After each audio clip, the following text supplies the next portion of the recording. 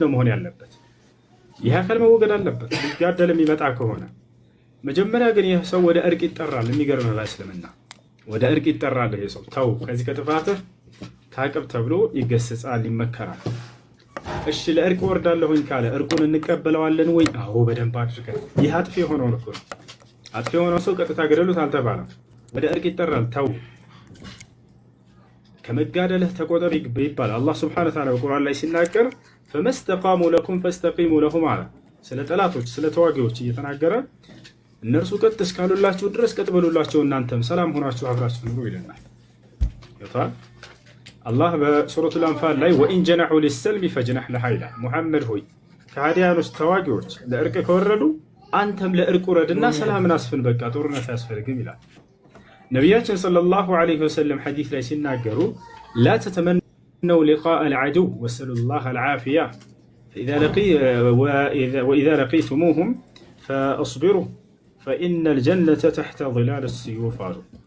ከጠላት ጋር ተገናኝታችሁ መፋለምን መገዳደልን አትመኙ አሉ ነብዩ ሰለላሁ ዐለይሂ ወሰለም። ታዲያስ ምን እንመኝ? ይልቁንስ በእናንተና በእነርሱ መካከል አላህ ሰላምን እንዲያሰፍን ጸልዩ አሉ።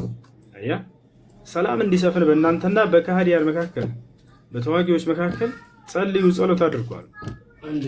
ነገር ግን ሊዋጓችሁ ጦር ሜዳ ላይ ከመጡ ወደ ቤታችሁ ከመጡ ሰይፍን ይዘው የዛኔ ጽኑ፣ ራሳችሁ ተከላከሉ። ፈኢነል ጀነተ ተሕተ ዚላል ሲዩፍ አሉ። ከዚያ በኋላ ነው ሰለላሁ ዐለይሂ ወሰለም እና ያ ነው እና ሌላ የመጨረሻ ልጨምርልህና ወደ ቀጣይ እንሄዳለን ማለት ነው። ነቢያችን ሰለላሁ ዐለይሂ ወሰለም መካ ላይ እያስተማሩ እያለ ተሰድበዋል፣ ተገርፈዋል፣ ተደምተዋል፣ ተቆስለዋል፣ አሳደዋቸዋል። ያን ሁሉ ብዙ አድርገውባቸው አብረዋቸው ያሉ አማኞች ሰሓቦች ይህን ሁሉ መታገስ አልቻሉም እና ጠየቁ አንዴ ነቢ ሰለላሁ ዐለይሂ ወሰለም አላ ተድዑ ዐለል ሙሽሪኪን ያ ረሱለላህ አሏቸው። አንቱ የአላህ መልእክተኛ ወይ አላህ እነዚህን ከሃዲያኖች እንዲቀስፋቸው አትረግማቸውም? ምን አትጸልይባቸውም? ምን ይህን ሁሉ ግፍና መከራ እኮ ያደረሱብን ብለው ጠየቁ። በዚህ ጊዜ ታዲያ ነቢዩ ሰለላሁ ዐለይሂ ወሰለም ምን አሏቸው? አላህ እንዲቀስፋቸው ለመኑባቸው? አላደረጉም። ይልቁንስ ጸለዩላቸው። እንደ ኢኒ ለም ኡብዓት ለዓናን ወኢነማ ቡዒስቱ ረሕማኑ፣ እኔ ተራጋሚ ተደርጌ አልተላኩም፣ እኔ በእዝነት የተላኩ ነቢይ ነኝ አሉ። ከዚያስ አላሁመ ህዲ ቀውሚ ወእቲኒ ቢሂም አሉ። አምላክ ያላህ ሆይ እነዚህን ህዝቦች ወደ ቅኑ መንገድ ወደ ኢስላም ምራቸውና ወደ እኔም አምጣልኝ ብለው ጸለዩላቸው። አላህ የሚገርመው ዱዓቸውን ሰማቸው። እነዚያ ህዝቦቻቸው ወደ እምነት መጡ፣ ወደ ኢስላም መጡ።